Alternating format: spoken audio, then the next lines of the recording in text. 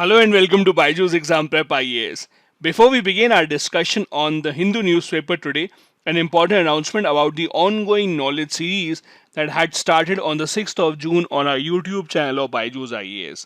As you know, under this series, we are taking 2 live classes every single day at 10 a.m. and at 3 p.m., specifically covering the most important topics for the mains point of view.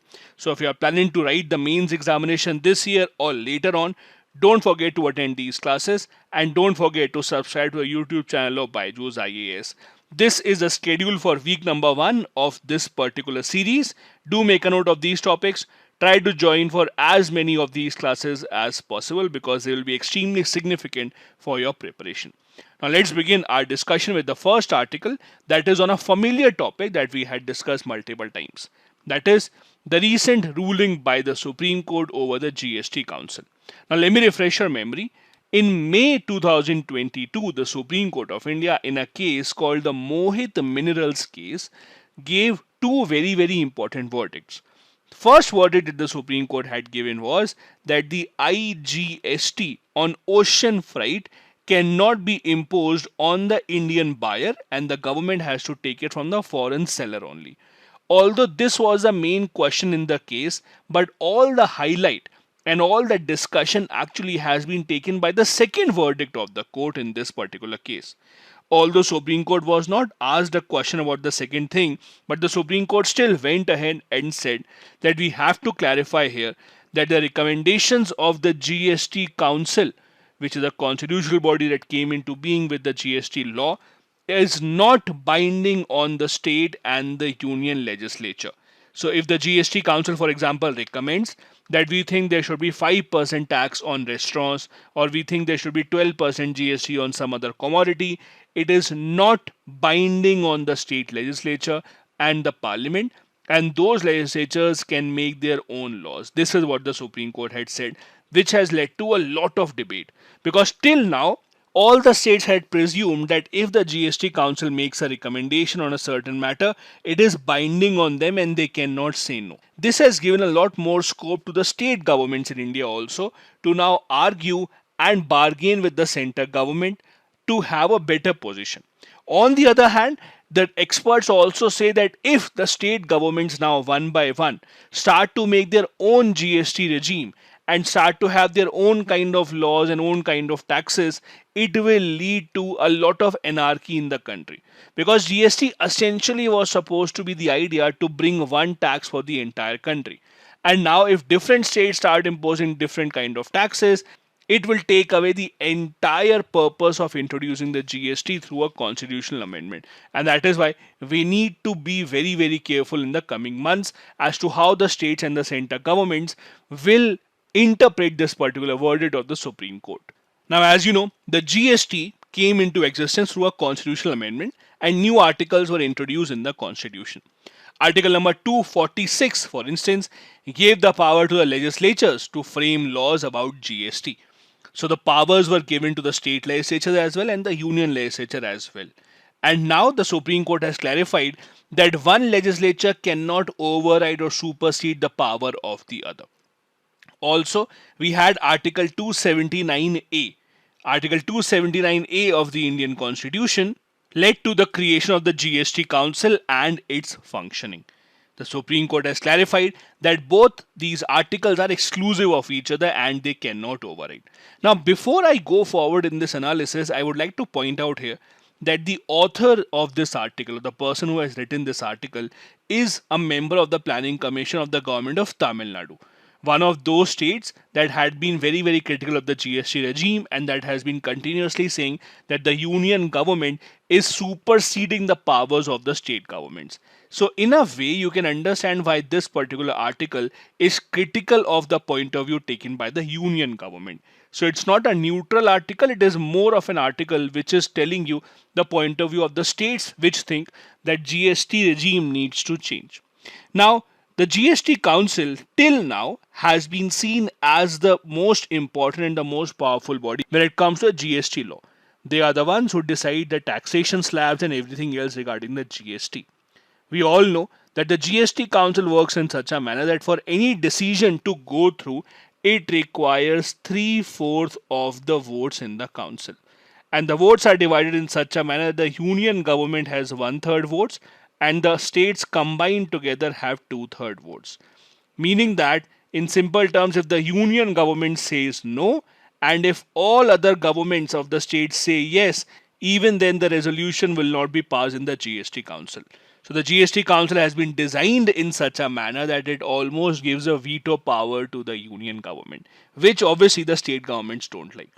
Also, amongst the state governments also, the state governments that are ruled by the BJP party usually and as expected support the stand taken by the center government, and the other states usually have a different stand. So far, the state governments did not have any way to raise their voices because they have had multiple concerns about the GST. For example, we have discussed this earlier. When GST law came into being in 2017, the law had a provision that for the first 5 years, that is till 2022, any loss of revenue to the state governments will be compensated by the center government. But during the pandemic, the union government refused to compensate this and said that we don't have enough money and don't expect any compensation from us. That is why many state governments had been demanding that this compensation provision of the GST should actually be extended for a few more years because we still have not reached the level of earning that we were expecting. But the union government had refused to pay heed to this request. Now the state governments seem to have more power in their hand regarding that as well. Now, the Supreme Court judgment that has come was very unexpected because no one was expecting something like this in the judgment because the case essentially was actually about the IGST on the ocean freight. And because none of the parties were ready for it, till now there is not much clarity. However, there are a lot of takeaways from this judgment. For example, the judgment has reminded us that the state governments can reject the decisions made by the GST Council, which has not happened so far. All the state governments had assumed so far that if the GST Council gives a recommendation, it will be binding. Now, this judgment thus gives more bargaining power to the state governments. The state governments can say, for example, to the center government that if you want to continue the idea of GST, of having one single kind of a tax in the entire country, then accept our demand. Our demand is that you increase our compensation or you increase the number of years for which compensation will be given to us. So these kind of bargains will now go on. Now there have been very interesting arguments on both the sides. The union government is saying interestingly that this is nothing new. We always knew that the GST Council's recommendations are not binding, so it's not a surprise to us. The GST Council has made recommendations and will make recommendations in the future as well. The states, on the other hand, are saying that this is an eye-opener for us and we are thankful to the Supreme Court for increasing our powers and giving us the right to argue and bargain with the union government. Now, what will happen in the future is for everyone to see. However, there are some possible options that might roll out in the future. One possible scenario may be that a state remains within the GST system but imposes higher taxes on some goods and services to increase their earning. Now that means that we might have, let's say, 5% tax on restaurants in Karnataka, but we might have 12% tax on the same kind of restaurants in Maharashtra. So that would be a problem. And because GST was supposed to be one country, one tax, this goes against the spirit of the GST. The second option may be that if a state decides to move completely out of the GST system. For example, state says that since the recommendation of GST Council are not binding, we will not accept any recommendation of the GST Council. That will make even more chaotic situation because interstate business will be even more difficult. So these are the kind of options that we are looking at in the future, but hopefully the center and the state governments can come on a single page and can decide to go ahead in harmony rather than fighting against each other, leading to a loss of face for both the sides because it would not be good for the entire country. Since frequent disruptions in the tax regime are seen as a very, very negative sign by the international investors as well, and no one would want that to happen. The next article that we have here is again from economics, and it is pointing out towards the slow economic progress all around the world and not just in India. Right now, we are in a situation of a perfect storm, meaning that every single thing that can possibly go wrong in the world market is actually going wrong. We had the COVID pandemic, We now have a full-fledged war between Russia and Ukraine. The supply chains are still disrupted. Look at the semiconductor chips chain. Look at the long waitings that we have. People are waiting for months and for years to buy cars and other kind of commodities. All of that is because the supply chain has been disrupted. This has led to a lot of impact around the world. In almost every country across the world, there is extremely high inflation. There's a price pressure, means the prices of all the commodities are increasing. Not just this, in developing nations specifically, including India, there's a lot of outflow of the capital. Now, I'm not sure how many of you actually follow the stock market, but if you have been following the stock market in India, Sensex, Nifty, you would have seen that there has been a very, very big decline in the past few months, mainly because the FPI, that is a foreign portfolio investment, is actually going out of India, which is leading to all these stock prices in India actually coming down considerably. This has added even more pressure because people's money in the stock market is actually declining. And the same is the issue around the world. Now, it's difficult to point out towards one single factor responsible for this. As we discussed, there are multiple factors like war, COVID crisis, etc. Add to that what happened in developed nations such as the US. During the pandemic, the US government decided to print a lot more money and they gave a lot of money to their citizens, and almost everyone got checks delivered at their homes without doing anything. Now, that led to a lot more money being circulated in the US, leading to inflation because people started spending all that money. That has had an impact on nations across the world, specifically in the developing nations. Because when the prices of food and energy increase, it disproportionately hurts the people who are in the poor section. They are the ones who find it very, very difficult to afford food and daily used commodities. That is where India and other developing nations are facing the problem. IMF in fact suggests that the high inflation that we are seeing will continue in the coming years and we do not expect to see any decline in the same.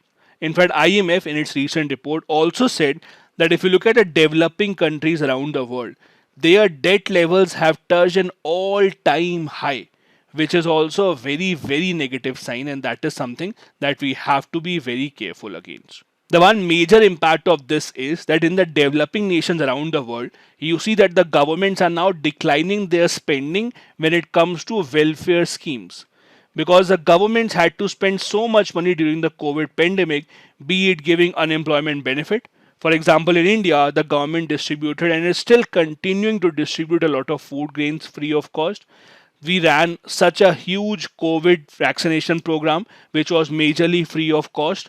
All of that put a lot of financial pressure on the government. As a result of which, the governments now are looking to curtail their spending because they don't have enough money. This is harming the welfare schemes that are required to be run for workers that provide safety net to a lot of population in the developing nations that can't afford their own livelihood. All that is now being hurt because the governments themselves don't have enough money, and that is why the economic recovery around the world will be at a very, very slow pace.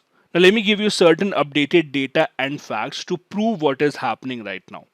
As we discussed, one of the major problems that we are seeing in India, which is leading to a decline in the stock market also, is the huge outflow of the FPI, that is a foreign portfolio investment.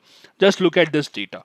Jan, Feb, March, April, May, June, in all these months in equity, that is the stock market, the foreign capital that we had is actually going out at a very, very fast pace. That is why we see that the stock markets are also declining and almost crashing down in the past few months. Stock markets, in fact, were one of the very few ways in which people in India, retail investors that is, could actually beat inflation by investing their money. But now that is also not the case. The second graph that I have for you is from the IMF website that gives you an indication about what IMF is thinking about inflation. As you can see, 2022 is a time when inflation has reached such a high level. And in 2023 also it will remain high as per the IMF. So we should not expect that in the coming days the prices of the commodities, food and energy prices will come down, because the IMF expects these to go on at a higher level for a long time, at least for the time to come. The third news that I wanted to share again with you is we highlighted during the discussion how the governments across the world, because of their high spending during the COVID-19 pandemic in supporting the population, are now cutting down their expenditure. An example of this can be seen in India also. The Union Budget of 2022-23 saw a huge cut in the fertilizer subsidy. Urea subsidy had a cut of 17%, while the NPK subsidy had a cut of 35%. All that is again because the government of India knows that they have spent a lot of money during the pandemic to support the people, and the same pattern might not be possible to continue. These are all worrying signs if you put them together. The next article that we have here is on an interesting topic that we don't really discuss a lot about. This is about the copyright infringement. Now, usually we talk about the copyright issue, the IPR, that is intellectual property rights, when we talk about India-US relations, or when we talk about India's relations with the developed nations. Because developed nations around the world, including US, have always had this problem that India and other developing nations don't make enough efforts to have strict copyright laws. Now, a Supreme Court verdict has come out in this particular regard, which authors are discussing in this article. In simple terms, what has happened is the Supreme Court has said that copyright infringement from now onwards is a cognizable offense under the Criminal Procedure Code. Now, there are two types of offenses, cognizable and non-cognizable. Let me tell you the difference. Cognizable offenses means more serious offenses. So cognizable offenses are the ones under which if you file a complaint with the police can start their investigations immediately because it is a cognizable offense. For a non-cognizable offense, investigation will only start after a judicial magistrate or a judge gives the order to the police to start an investigation. That is the difference. So for cognizable offenses, you don't require the magistrate, you don't require the judge to give any order to the police. The police automatically will start the investigation. For example, if there is a murder charge or if there is a charge of an accident, you don't have to wait for the judge to give an order to the police. The police has to start an investigation on their own. Similarly, for these copyright cases also, if I, for example, go and file a complaint in the police station that I had written a song or I had written a book which someone else has copied, so this is a copyright infringement. Police does not have to wait for the judge to give them an order. The police will start the investigation on their own. This is the judgment that the authors here are discussing. The authors say that the biggest impact would be that now the copyright owners, for example, in my case, let's say I have written this book and I know someone else is in the process of copying it. I can now start threatening other people that if you copy my content, if you copy what I have made, I will send the police to you or police will come and beat you up, etc. So now you can give a threat of police if you are a copyright owner and you can stop the other person from infringing your copyright. Now it might seem to be good to you, but as per the authors, this is not good. And they have given multiple reasons for this. Let's see what are the reasons and what are the issues with this particular judgment. The first issue that we have as per the authors is that you have to understand there is a difference between a trademark law and the copyright law. Now, how does this work? Let's assume that I have written a book or I have composed a song and I composed that song and I uploaded it on YouTube. Now, I don't have to go to the government and get a copyright registered. If I have made a song, it is an original song, and if I upload it on YouTube, if someone else copies it, then automatically I can go to the police and say this is a copyright infringement. I don't have to register my song to an authority to get a copyright certificate for it. For trademark, you need to get a copyright certificate.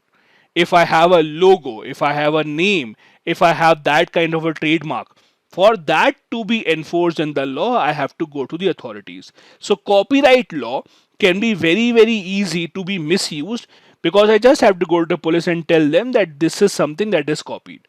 For example, most of you would have seen the famous Rang De Basanti movie made by Rakesh Omprakash Mehra. In fact, there was a case filed on this particular movie when a script writer said that I had a similar kind of a script which was actually copied by the director and the movie was made. Thankfully, the movie directors won this case, but this is an example of how this can be misused. And the problem here is that if I don't have to get my copyright registered, it is very, very easy for anyone to go and file a complaint in the police. Now the law is very strict about this in India. If you are found to have copyright piracy, you can be jailed for up to 3 years. Initially, when the law was introduced by the British in India in 1911, it was only about imposing a fine on the person and not any jail. In 1957, however, the law was changed in India and it introduced a 1 year jail sentence. And then it was made even more stringent, and now we have a 3 years jail. Now you have to understand something. India's copyright law in this particular regard is too tough as per the authors. How? See, India is a party to the TRIPS. You would have heard about TRIPS under the WTO. We'll discuss that also. But even the TRIPS agreement does not require India to criminalize all the copyright infringements. As per TRIPS also, only those copyright infringements which are done willfully for piracy and which are being done on a commercial scale, only and only those are the ones which have to be criminalized. Let me give you an example. Let's say the author has written a book on a certain topic and you are reading that book. Let's take an example of Bipin Chandra only. Okay, so Bipin Chandra has written this modern history book. You read from that book, you go and appear for the UPSC exam. Now, in the UPSC examination, let's say there is a question which you are answering and you are quoting a complete paragraph from Bipin Chandra book, word by word. Now, do you think Mr. Bipin Chandra will go to the Supreme Court and file a case against you saying that there is a copyright infringement? How can you copy what is written in my book in your examination? No, that is not allowed. Why? Because you are not doing it on a commercial scale. You are not doing it willfully for piracy purposes, right? So, copying anything cannot be translated here. Secondly, how will you identify whether the complainant is the original producer of the content? Maybe his or her book or his or her song was also copied from someone else. So, how will you identify if this was an original composition or not is still a question mark on this law. The authors here are saying that because now this particular offense is cognizable, means the police can start investigating it. Can you imagine a sub-inspector with the kind of training that he or she is given? Would he or she be able to solve this case, which requires a lot more knowledge about how the technical things work and how this creation is original or not? In short, we are giving a lot more power to the police than we should have done, and we should ensure that there is some judicial oversight if this law has to be enforced. This is what the author's point of view is, that by making it a criminal offense, and not just this, making it non-bailable and cognizable offense, you have given a lot more power to the police, and this law will be misused now, which should not have been the case. This is the point that the authors here are making. Now, as I said, TRIPS is an agreement that we hear a lot about, and you would have read about this also. As you know, TRIPS is an agreement of the WTO. It is an international legal agreement between all the member nations of the WTO in order to establish minimum standards for regulation by national governments of different types of intellectual property rights. As you know here, TRIPS stands for Trade-Related Aspects of Intellectual Property Rights. It requires the member states to provide strong protection to all the IPRs. It also seeks to provide copyright protection to authors and other copyright holders. It provides for geographical indication, that is the GI tags, again one of those topics which are asked by UPSC time and time again. Now, while TRIPS is thus an agreement, there is also an organization specially that is designed to ensure that intellectual property rights are protected. That organization is called the World Intellectual Property Organization, that is the WIPO, which and now works under the WTO. India, in fact, is also a party of the World Intellectual Property Organization, and that is why we are expected to have stringent laws to ensure copyright protection to all the people who are creating something original of their own. The WIPO, as I said, is the international body that is mainly responsible for protection of intellectual property rights. It has about 191 members, including India, that joined the WIPO in 1975. Its functions include shaping balanced international IP rules for the entire world, providing global services to protect IP across the world and resolve any disputes, to ensure that there's cooperation amongst all the countries that are trying to resolve this issue, and they share knowledge as much as possible. The next article that we have here is about nothing new that has happened. It's just another view on why India should be worried about why China is expanding at the Pangong Tso Lake. We have discussed this earlier also how China is building another bridge at the Pangong Tso Lake in Ladakh. The author here is saying that there are multiple reasons why India should not take China lightly, and we should be very well aware of what is China doing at every point of time. He gives three main reasons for India to be very alarmed at China. The first reason is that if you look at the 1962 war also, the seed of that war was sown in 1957. This is when China had started building a road to the Aksai Chin. This is what led to the protest from Indian side, which ultimately culminated into the 1962 war. So building infrastructure on disputed property has been a modus operandi from China for many years. Secondly, China is not looking to sign any peace treaties with India to settle the dispute. China has been doing a similar kind of a thing in the South China Sea, where they are just building up their military power and they are not in talks to discuss these kind of issues. They are not looking forward to sign any peace treaties, etc. So our approach to bring China to the table might not really work because China historically has never done that. Third reason is that China does not adhere to the international law. This is what the author is focusing on the most. If you look at international law, maybe the UN Charter, Article number 2 of the UN Charter specifically says that the member nations must refrain in their relations with one another and not use threat or use of force unless it is demanded as per the UN Charter. The UN Charter also says that all the members should settle their dispute by peaceful means.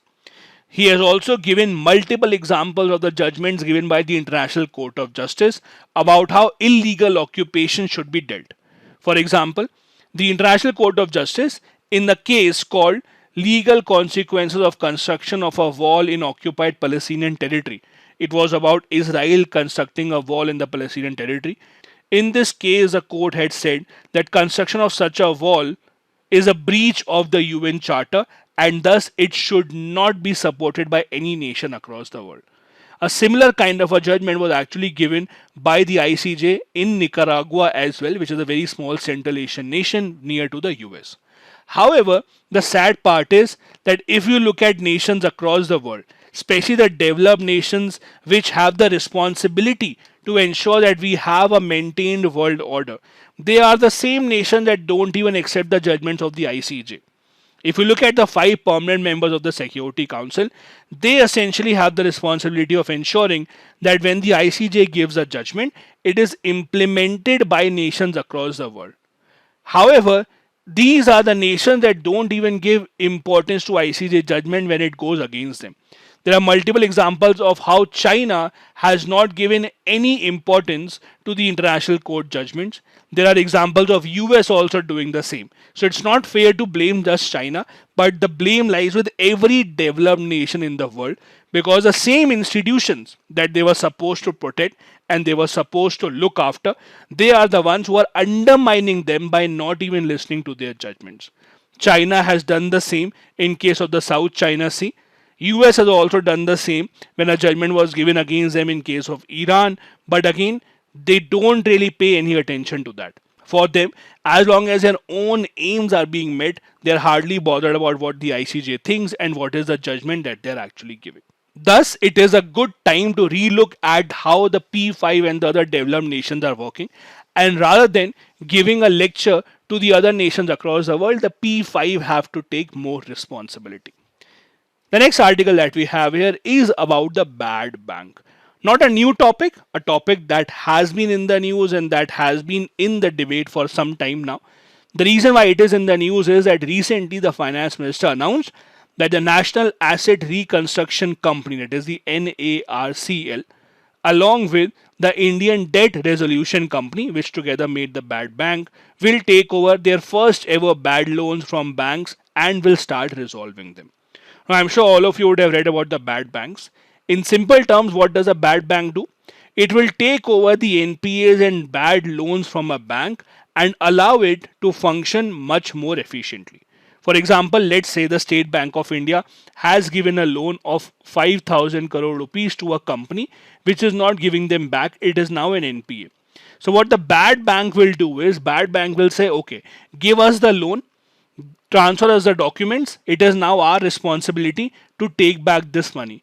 In return, what will we do? We will give SBI some money. Let's say the deal is, after negotiations, that we will give you 4,000 crore rupees, and now this is our headache. You don't take care of it, we will take care of it. So SBI, yes, it has made a certain loss, but at least rather than getting 0 rupees, it is getting 4,000 crore rupees. And now the bad bank will have the responsibility to resolve this dispute. What will the bad bank do? They will now sell it forward to some investor who will take up this responsibility. Now the bad bank may be able to sell it at a higher price than 4,000 crore or at a lower price. It depends upon them. But at least it will allow these banks like SBI to free up their capital and to work more efficiently rather than worrying about their NPAs. In simple terms, this is what the bad banks will do. Now, the good part is that ever since we have announced the making of the bad banks, in the past few years, we have seen that the NPA situation in India has actually improved. Compared to financial year 2018, when the NPAs are about 11.2% of the loan given, now the NPAs have declined to less than 7%. So it is a good sign. And the bad banks are expected to improve this even further. Now, the bad bank, as I said, will buy the NPAs or bad loans from the bank, restructure it or sell it to the investors. If they make a profit doing that, great, but that is not their aim. They just have to clean the balance sheets and the lending sheets of these banks. So the main advantage will be that all the bad loans of all the banks will be consolidated under one single entity. So it will be easier to keep a track of it. Similar kind of an idea runs in US, Germany, Japan as well. However, there are a lot of people who are critical of this. And no person is more critical of this than former RBI Governor Mr. Raghuram Rajan. Now he is saying that bad loans are just shifting loan from one entity to the other. See, who owns the public sector banks? The government owns it. Who will own the bad bank? The government will own it. So bad loans are just being transferred from one government entity to the other, and nothing else is happening. Magically, the money will not come back from those companies. It is not like when the NPA is transferred to a bad bank, Vijay Mallya will all of a sudden say, oh, now I will give back the money. No, that will not happen. If a person is a defaulter and does not want to give back the money, he will not give back the money irrespective of whoever owns the bad loans. So Mr. Raghuram Rajan is saying that you are just transferring the ownership of the loan and you're assuming that it will make more money, which will not happen. So it is not just a bad idea, it is in fact going to put even more pressure on the taxpayers. How? See, when the bad bank will pay this money to SBI, let's say 4,000 crore rupees, from where will they get this money? Either they will get this money by selling the loan to the investors, but what if the investors are not ready to buy this? This is such a bad loan. Then the bad bank will have to give the money to SBI from the government side. So who will be put under pressure? It is the taxpayers at the end of the day who are actually bearing the brunt. It is just a fancy name that we have given, that bad bank will now come in, but it will not magically make a lot more money. It is actually using the money from investors and the government only to compensate the bank for their bad decisions. So it is at the end of the day the taxpayers who are having to put all this money back into the banking system. This is the point of the critics such as Raghuram Rajan. Also, the reason why the public sector banks have always been under so much pressure giving so many NPAs is because of their ownership structure. It is the bureaucrats that take most of the decisions in such banks as compared to private banks which are run by professionals. So when you are removing the NPAs from these banks, the bureaucrats will be even happier that now they can give even more loans that will result into NPAs. So rather than ensuring that the banks run professionally and aim to make a profit, you're actually giving them a way out of their losses, which should not have been the case. Now, the bad bank in India is made up of two entities together. The NARCL, which will run as an asset reconstruction company. This company will acquire loans worth 2 lakh crore rupees from the banks, and it is a public sector banks which will own 51% of this organization. Simultaneously, there will be one more company called the Indian Debt Resolution Company Limited, that is IDRCL. Now this company, it is the India Debt Resolution Company Limited, will be owned 51% by private sector lenders, and 49% will be owned by public sector banks and public financial institutions. So do remember, 51% ownership of NARCL is with the public sector banks, while 51% ownership of IDRCL is with the private sector lenders, and that is how there has been a power balance that has been ensured in the bad bank. The NARCL, as I said, will first purchase the loans. At the time of purchasing the loan, it will pay only 15% of the agreed price in cash. The remaining 85% will be in the form of security receipt, that is the government receipts, etc. After the bad bank is able to sell this loan further to an investor, they will then reimburse the 85% remaining money to the bank so that this account is settled. If the bad bank is unable to sell the loan forward, then the government guarantee will be invoked and the government will be the one that will come into the picture. And as I said, this will in fact impact the taxpayers indirectly. That is what the critics are pointing towards. This is just of all the details that you need to know about the bad banks, who will purchase how much money do they have, etc. These are the articles we want to discuss on the Hindu newspaper today. Now a couple of practice questions. Number 1. What is a bad bank? How far would it go in resolving the problem of NPAs in India? Second, the nations that are supposed to be the guardians of international institutions are the ones weakening them. Comment. Both these questions have to be answered within 250 words each. Thank you so much for watching the video.